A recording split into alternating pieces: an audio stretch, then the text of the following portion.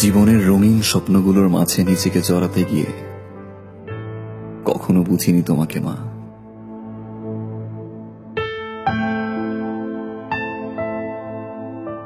অসুস্থ শরীর নিয়ে নিজের কষ্টগুলোকে চাপা দিয়ে আমার পছন্দের খাবারগুলো রান্না করতে মা, কিন্তু কোনোদিন বুঝতে পারিনি তোমার কষ্টগুলো।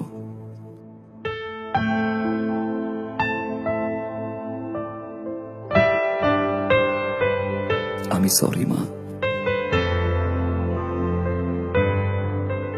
বন্ধুদের সাথে হাজারো কথা বলতে গিয়ে নিজেকে ব্যস্ত রাখতাম, কিন্তু তোমার সাথে কথা বলার সময়টুকু পেতাম না মা। বিরক্ত হতাম তোমার ফোন পেলে।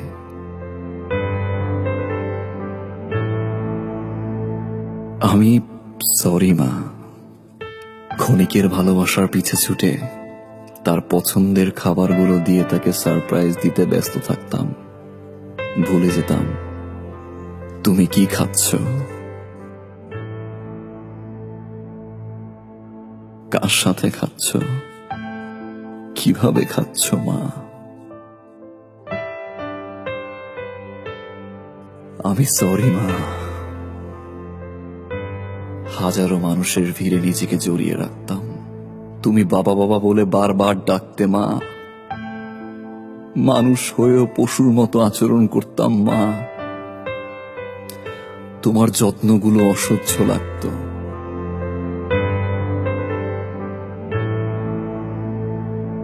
আজ তোমার দুপা জড়িয়ে ধরে বলতে ইচ্ছে করে আমি সরি মা।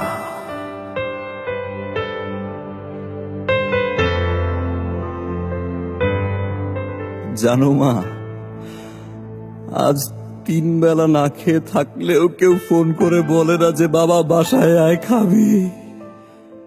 সকালবেলা ঘুম থেকে উঠলে মা, কেউ আর বলে না যে বাবা তোর পছন্দের খিচুড়ি রান্না করেছি, আয় ওঠ তোর ভাইয়ের সাথে খাবি। জানো মা, গত সপ্তাহে প্রচন্ড জ্বর ছিল। তোমার মতো করে মা মাথায় হাত বুলিয়ে দিয়ে কেউ বলে না বাবা তোর মা তো আছে, সব ঠিক হয়ে যাবে। মা একবার চলে আসো।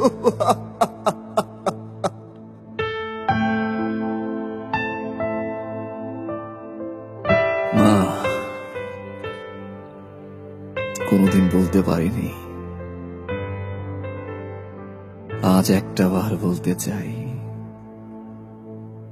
সরি মা, and I love you। মাফ করে দিও মা।